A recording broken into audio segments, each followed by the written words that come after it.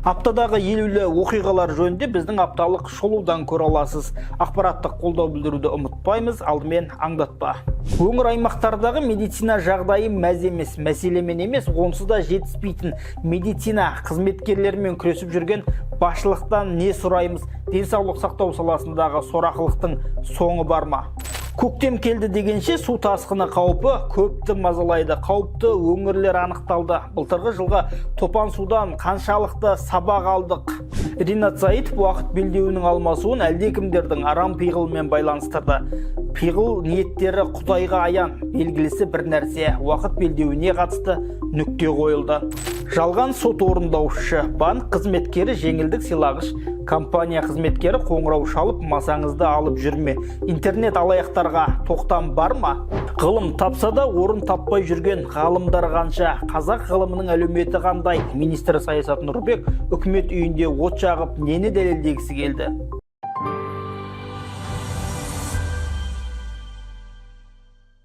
Аптабасы үкімет отырысы күн тәртібінен тыс мәселемен басталды. Тақырып былтырғы жылғы талайды тірнектеп жинағанынан айырған көктемгі су тасқыны. Отырысымызды күн тәртібінен тыс мәселелерден бастаймыз. Еліміздің бірқатар өңірлерінде қар күрт ере бастады. Сондықтан көктемгі су тасқынына дайын болуымыз керек. Алдағы ауа райының болжамы туралы Ерлан Нұралыұлы Нысанбаев баяндайды. 11 наурыздағы жағдай бойынша ел аумағының 70% қар жамылған. Бұл өткен аптамен салыстырғанда 15%-ке аз. Еліміздің оңтүстігіндегі Қызылорда, Түркістан және Жамбыл облыстарында, батысындағы Батыс Қазақстан, Атырау және Маңғыстау облыстарында қар еріп жатыр. Наурыз айында температураның көтерілуімен жаңбыр түріндегі қатты жауын-шашын болған жағдайда тау өзендерінде еріген қар суының әсерінен жоғары тасқын жүруі мүмкін. Наурыз және сәуір айлары әдеттегіден жылырақ болады деп күтілуде. Сондай-ақ еліміздің басым бөлігінде жауын-шашын мол болады. Бұл көктемнің тез келуіне және су тасқыны қаупінің артуына ықпал етеді. Осылайша қауіптілігі жоғары аймақтар Ақтөбе, Қостанай, Ұлытау, Абай, Қарағанды, Ақмола, Солтүстік Қазақстан және Шығыс Қазақстан облыстары. Қауіптілігі орташа аймақтар Алматы, Жетісу, Жамбыл, Батыс Қазақстан және Атырау облыстары. Тілсіз жау айтып келмейді десе де, қардың қалың түсуі, тоңның қату деңгейі, өзен арналарындағы судың қарқынына қарап қам жасамасаң, сорлаған. Дайындық мәселесі дегенде төтенше жағдайлар министрі Шыңғыс Әрініп бүйдейді. Елді мекендерді қорғау үшін 576 шақырым қорғаныс бекеттері тұрғызылды. 164 шақырым арық жүйелері жөнделіп салынды. Автомобиль және темір жол өткелдерінің астынан 960 су өткізетін арықтар қазылған. 74 өзеннің қауіпті учаскелерінде 300 шақырымнан астам тереңдету және жағалауды нығайту жұмыстары жүргізілді дейді. Қош, дәйім солай болғай. Тек сын сағатында сөзбен сәйкес келсе, сенімге сызат түспесе деген ой ғана. Өйткені сел қозғалғанда семіз сөз көмектеспейтіні анық. Сіз былтырда өстіп айтқансыз, су тасқыны болған уақытта, сол уақытта шараны қолданамыз деп. Қазір тағы да сіз сондай жауап беріп тұрсыз, қазір әріптесіме. Сол кезде сіздер өздеріңіздің дайындықтарыңызды білдірте алмай отырсыздар ма? Биыл тағы да су тасқыны болады ғой. Енді мен сіз қанша сұрақ қойдыңыз, сол нақтысын шынайы жауабымды сізге әрдайым айттым. Бірінші күннен бері дайынсыз ба дедіңіз, дайынбыз дедім. Дайындығымызды көрсеттік. Қалай көрсете алмадық? 120 мың адам, мен айтам әрдайым. 45 мың бала ешкімде өлімге алып кеткен жоқ. Сондай 80 жыл болмаған топан суды соған төтеп бердік. Қанша жұмыс атқарылды, оны айтуымыз керек. Сол дайындығымызды әрбір сарбаз, әрбір азамат. Су тасқыны биыл қалай дайындығыңыз қалай десе, қазір сіздің беріп отырған жауабыңыз су тасқыны олар уақытта тағы да көреміз дейсіз. 1400 іс-шара нақты жасалып жатыр деп айттым ғой. Енді қазіргі кезеңде ақпан айында біздің жаңадан құрылған комитеттің өкілдері соның бәрін тексеріс өткізіп жатыр деп айтып жатырмыз. Яғни дайын емессіздер әлі? Қазір дайындығын тексеріп жатыр. Ең оңайы дайынсызын ба, дайынсың ба деп сұрақ қоя беріп, сосын әрбір затқа дайын емес екенсің деп жауап беру. Олай болмайды ғой. Ринат Зайытов уақыт белдеуінің алмасуын әлдекімдердің арам пиғылымен байланыстырды. Бұл туралы депутат Айран YouTube арнасына берген сұхбатында былай дейді. Бұл жерде арам пиғыл бар. Ресейден энергияны көп сатып алуға біреулер ықпал еткісі келген. Себебі сағат ауысқан бетте біздің энергиямыз 2,5 есе өсіп кетті Ресейден алады. Енді уақыт қалпына келсе қайтадан төмендеуі мүмкін ба? Әлбетте төмендейді. Өйткені жарық жағу бәрі қайтадан қалпына келеді ғой. Иә. Мысалы сіздер уақыт белдеуіне қатысты шығыстан шыққан жігіттер Мақсат Толықбай бар. Толықбек Тумашенов бар, Нұртай Сәбильянов Иә, бар. Сіздер енді бірнеше адам Дәулет осыған Мұқаев. қарсылықтарыңызды білдірдіңіздер, бірақ бәрібір өткен жоқ. Жоқ, наурыз айында шешімін табады ол. Шешімін табатын болды ма? Біз өткенде фракцияда осы бойынша қанша дауласқан кезде мәжіліс төрағасы, біздің партияның төрағасы айтты, жігіттер деді. Бір жыл деген әңгіме жоқ, міне депутаттардың айтып отырған уәжі мынау. Мартта бір отырыс жасаймыз, сол кезде не бүк не шық боласыңдар деді. Дәлелдер әзірге сендердікі дәлелсіз деді. Алып келіңдер дәлелден болды. Енді ол болады деген сөз емес қой, өзгереді деген сөз емес қой. Өзгереді. Оған қалай сізге не бүк не шық деді ғой? Иә. Енді ол қалай сіз бүк деп айтып отырсыз? Себебі үкіметтің позициясы әлсіз ғой.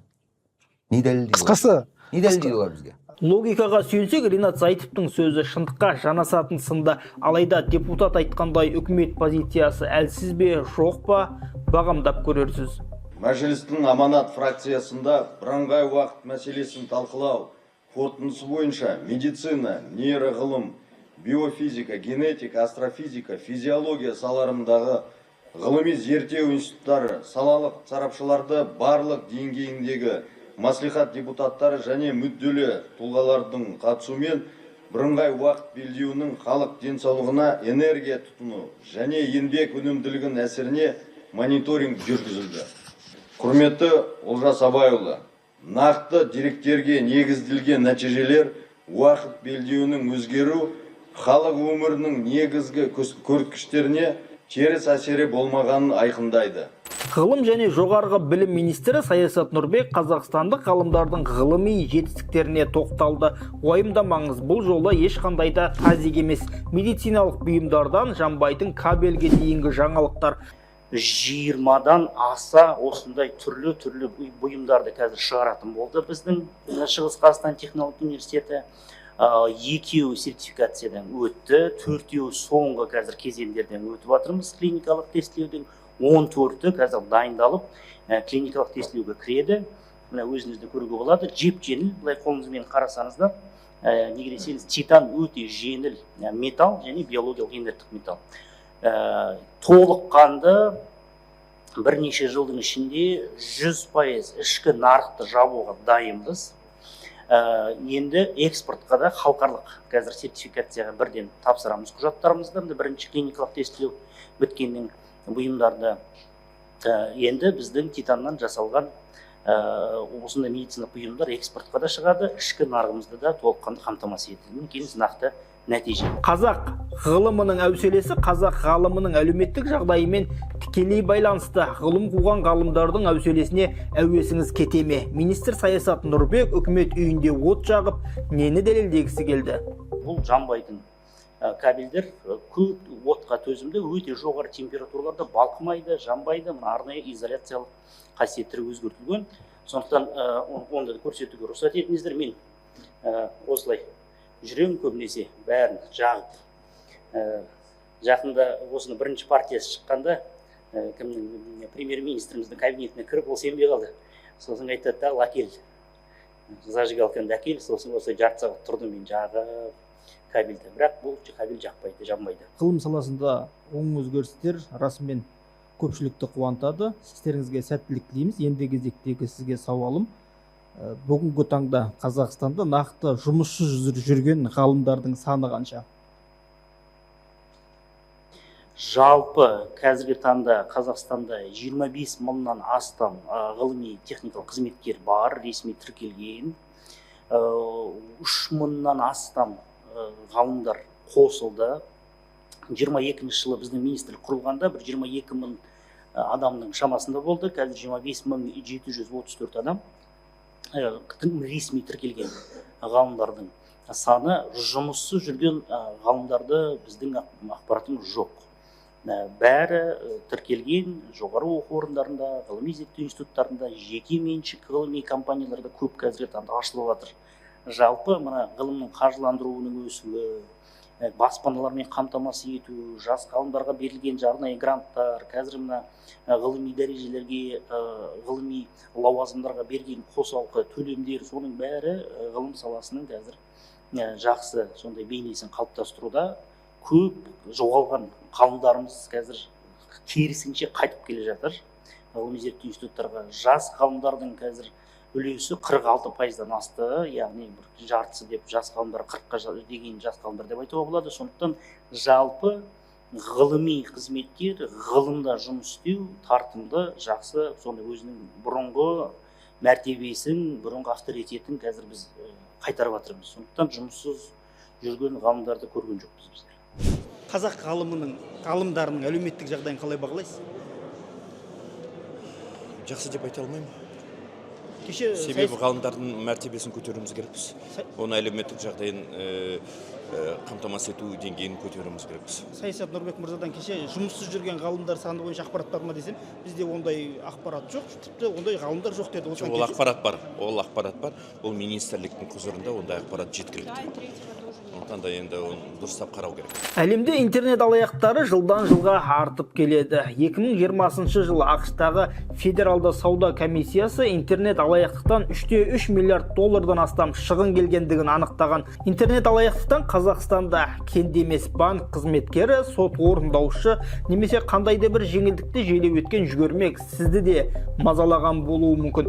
Бәрінің көздегені оңай олжа. Ішкі істер министрлігі бұлармен күресуге дәрменсіз бе?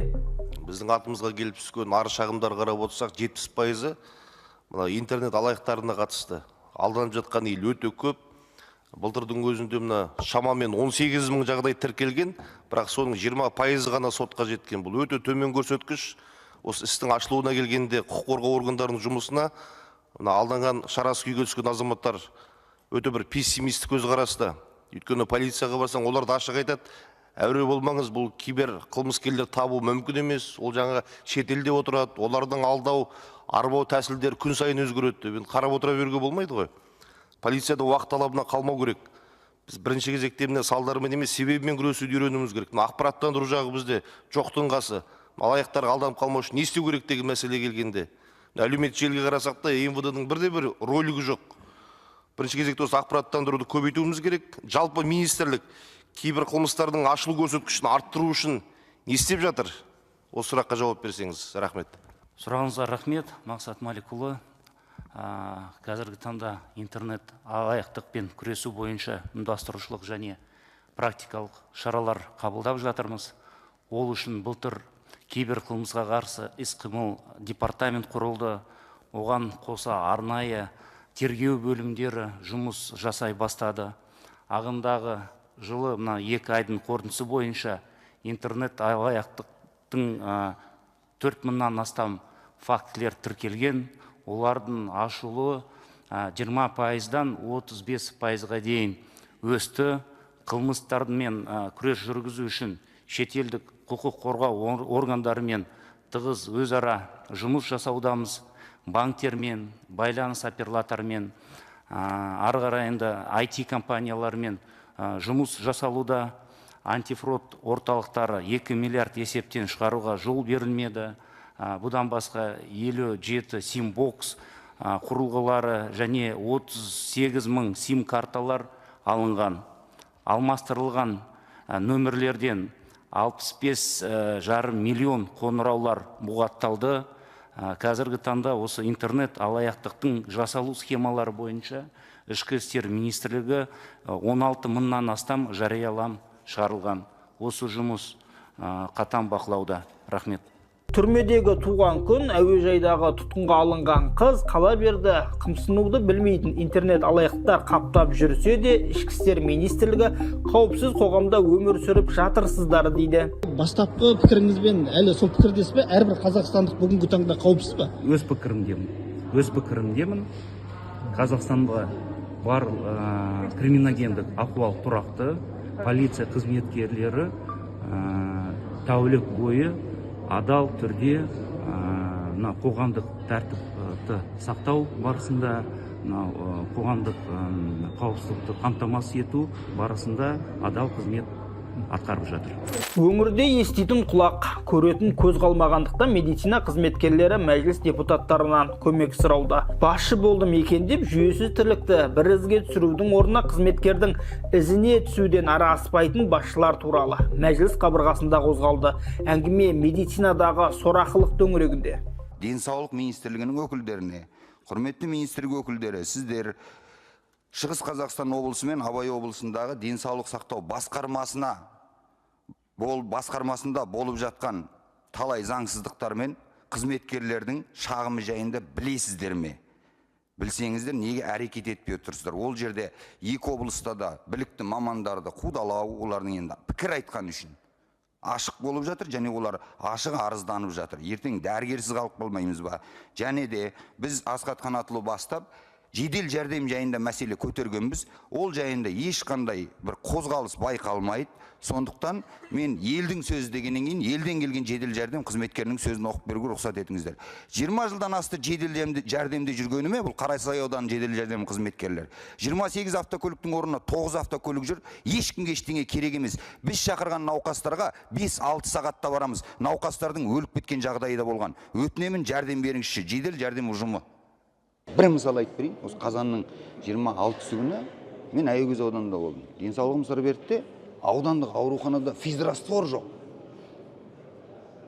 Мәмс қайда? Мәжіліс депутатына аудандық ауруханада физраствор табылмаса, халықтың жағдайы не болатынын осыдан түсіне беріңіз. Мәжіліс мінберінен 3 жыл бойы медициналық сақтандыру жүйесінің сын көтермейтінін айтсақ та, үкімет не бір ұсыныс, не бір шешім болмай келеді үкімет тарапынан. 3 жылда 3 министр ауысқанымен медициналық сақтандыру мәселесінде нақты 3 мәселеде шешілген жоқ. Шағым азаймады, кезек кемімеді, сапа жақсармады. Яғни Қазақстанда байлар емделмейтін, кедейлер емделе алмайтын жағдай әлде орын алуда. Бұл енді адам өміріне немқұрайлық емес пе министрлік? Мен жаңа оқып бердім ғой. Бұл жедел жәрдем қызметкерінің айтып отырғаны. Аягөзде бір рет айтып бердім. Ақтоғайдан Аягөзге жете алмаған адам қайтыс болған оқиғалар болған. Жедел жәрдем ауылда жоқ. Фап саламыз дейді. Фельдшер не бітіреді ауылдың ішінде? Көктемнің сәні қызғалтақ, алайда құшақ толтырып фотоға түсемін деп тұтылып қалып жүрмеңіз. Өйткені қызғалтақ жұлғаныңыз үшін қылмыстық жауапкершілікке тартылуыңыз мүмкін. Көктемнің қызығы ертең күні қызғалтақ терумен басталады. Былтырғы жылдары білместікпен қызғалтақ теріп, оның ішінде қызыл кітапқа енген қызғалтақ теріп, үлкен көлемде айыппұл арқалаған азаматтар, азаматшалар болды, ел тұрғындары болды. Осындай сирек кездесетін, мәселен, қызғалтақтар бар жерге қандай да бір ескертпелер, қандай да бір жауапкершілігі, мәселен, қойылу жоспарда бар ма? Жақсы, енді қызғалдақтар бойынша өте актуалды сұрақ. Енді бүгінге өкінішке орай мына өзіміздің экологиялық тәрбиеміз кішкене төмендей болып тұр. Сондықтан біз мектептермен бірлесіп жұмыс атқарып жатырмыз. Бізде осы сәуір, осы наурыз айында басталады парктер шеру деген акциямыз. Сол акцияның аясында өзіміздің жоспарымыз бар, әр мектепке барып, сондай үгіт-насихаттық экологиялық ағарту жұмыстарын жүргіземіз. Сол кезде қызыл кітапқа қандай өсімдіктер, қандай жануарлар енген, және де не істеуге болады, болмайды, соның бәрін толық түсіндірме жұмыстарын жүргізіп жатырмыз. Және де бағанағындай жол үстінде ғой, енді көбіне сондай фактілер жолдың үстінде адамдар қызығып, тоқтап жүріп жатыр. Сол жерде міндетті түрде толық тағы бір ескерту аншлагтарды орнататын боламыз. Ол осы көбінесе Алматы, Жетісу облысында және мына Түркістан облысында былтыр байқалды сондай фактілер. Қызғалтаққа байланысты нені айта кетсеңіз, жауапкершілігін, айыппұл мөлшерін айта кетсеңіз. Айлық есептік көрсеткішін сізге қазір айта алмаймын, бірақ ол қызыл кітапта болғандықтан міндетті түрде ең бірінші ол қылмыстық іс қозғалады. Сол ғой ең қиын болып тұрғаны. Ол біздің де құзыретке кірмейді. Біз ондай заң бұзушылыққа барған адамды бағанағы ішкі істер министрлігінің қызметкерлерін шақырып, ол жерде тергеу амалдары өтеді. Сондықтан ол жерде бағанағы ущерб көп болмаса да, бірақ қылмыстық іс қозғалады міндетті түрде. Алматыда Жириновскийге ескерткіш қойылама. Қойылса, ненің құрметіне? 2005 жылы Владимир Жириновский Қазақстанды ешқашан тарихта болмаған мемлекет деген еді. Марқұм түсінігіндегі тарихта болмаған мемлекетте неге оның мүсіні көзге шыққан сүйелдей тұруы керек? Владимир Жириновскийға ескерткіш қою қызу талқыланып жатыр әлеуметтік желіде. Біріншісі Ресейде, екіншісі Қазақстанның қаласы Алматыда қою керек деген ұсыныс әлеуметтік желіде қызу талқыланып жатыр. Жириновскийға ескерткіш қойылуы керек пе Алматыда? Енді менің жеке пікірім, әрине Алматыда ондай ескерткіш болмау керек деп ойлаймын. Себебі енді Ресей мемлекет үшін ол кісі ұлы тұлға шығар, олардың өз құқықтары бар, ол біздің көршіміз, тағы басқа. Бірақ та менің ойымша біздің мемлекетте одан да ескерткішке лайықты біздің хандарымыз, батырларымыз, билеріміз, ақын жазушыларымыз бар. Соларды алдымен ескерткішке қойып, көшесін беріп, алаңын беріп алсақ, менің ойымша сол басты нәрсе деп ойлаймын. Сіздің ойыңызша Владимир Жириновский ескерткіш қоюға лайықты емес Қазақстанға, дұрыс түсіндім? Иә. Соңғы оқиғалар бала өсіріп отырған әрбір ата-ананы алаңдатады. Мектептегі бұзақылық, көліктің астына түскен бүлдіршін, итке таланып қан жоса болған балақай. Ойлаудың өзі қорқынышты. Біз неге балаларға қауіпсіз орта қалыптастыра алмай отырмыз? Семейдегі оқушы баланы қорлауға байланысты, ол мектепке өте жақын жерде орын алған. Мектеп әкімшілігі неге ондай олқылыққа жол беріп қойды? Және әлеуметтік желіде жарияланған мектептің әжетханасындағы түсініксіз ойын жөнінде айта кетейік. Жалпы енді сіз бір мәселені жақсы білуіңіз керек. Тез келген болып жатқан балалардың қауіпсіздігіне қатысты оқиғалар оқу ағарту министрлігінің назарынан ешқашанда тыс қалмайды. Әрбір оқиға жіті зерттеп, зерделеніп отыр. Өйткені оған әртүрлі жағдайлар, жағдаяттар әсер етуі мүмкін. Барлық жағдайды бір мақсатпен, бір жаңағы көзқараспен алуға болмайды. Бұл жерде де мына қазір біз қауіпсіздікті күшейту бағытындағы қолданған шаралардың үстемесі ретінде тағы да мына ішкі істер министрлігі тарапынан мына мектептерге жаңағы белгіленетін осы ішкі істер қызметкерлерінің санын арттыру мәселесінде көтеріп отырмыз. Өйткені бүгінгі күні көп жағдай мектептің ішінде болғаннан гөрі мектептің сыртында көп болатындығын біз байқап отырмыз. Сондықтан мектептің сыртында енді мұғалімдер мектеп кезекшілік жасамайды ғой. Сондықтан бұл мәселеде мына жаңағы учаскелік инспекторлердің санын арттыру мәселесі қазір бізде өте маңызды болып отыр. Бұрын естеріңізде болса, осыдан 10 шақты жылдай бұрын әр мектепте арнайы осындай учаскелік инспекторлер отыратын. Соның арқасында 5 жылдың ішінде мектеп ішіндегі қылмыстар бірнеше есе азайғаны белгілі. Бірнеше мыңнан жағы 26-20 шақтыға дейін түскен болатын. Енді қазір мектептегі мына қауіпсіздік құралдарының қамтамасыз етілуіне қатысты мектептегі мынау заң бұзушылықтар азайғанын көріп отырмыз, бірақ дей тұрғанменен мектептен тыс болып жатқан жағдайларды қатаң бақылауға алу қажеттілік туындап отыр. Астанадағы оқушы өліміне байланысты біз оқушыларға қауіпсіз орта қамтамасыз ете алмай отырмыз ба? Енді оның сіз пресс-релизден қазір қарап аларсыз. Барлық мәселеге әрине мектеп басшылығы, мұғалімдер өте жіті және өте үлкен жанашырлықпен қарайтындығын өзіңіз көріп отырсыз. Бірақ барлық мәселе мектептің мойнында болу деген сөз емес, оған жаппай барлық тиісті органдар атсалыса отырып шешуі керек. Астана қаласындағы оқушының өлімі. Жалпы алдағы уақытта бір уақыттарда инспекторлар жұмыс жасайтын оқушылардың қауіпсіздігі үшін. Бүгінгі таңда сол жүйе әлі жұмыс жасай ма, әлде инспекторлар бүгінгі таңда жол қауіпсіздігіне оқушылардың жауапты емес пе? Енді былай айта кетейін, енді жол қауіпсіздігіне әрине барша қоғам, барша құзыретті органдар жауапты, және де енді әр баламен профилактикалық жұмыстар балабақшада тәрбиешілер өткізеді, мектепте мұғалімдер өткізеді, институтта оқытушылар өткізеді. Сол себептен енді жауапкершілік мұнда барша құзыретті органдардың жауаптары бар. Және де қазіргі ішкі істер органдарына келетін болсақ, әрине бізде кәмелетке толмаған балалармен жұмыс істейтін арнайы бөліністер бар. Сол бөліністерде көбінесе біздің әйелдер инспекторлар қызмет атқаруда, осы жұмыстың бағытына біз көп көңіл аударып, осы жұмысқа енді көп уақыт бөліп, өзімізді мынау оқыту жағынан әдістемелік жұмыстарды өткізіп жатырмыз. Кезінде мен өз жұмыс карьерамды мұғалім ретінде бастап едім. Меніңше, бұл жерде сіз менің жеке ойымды сұрап отырсыз. Меніңше деймді, оқу процесі және тәрбиелеу процесі екеуі бөлініп кетті.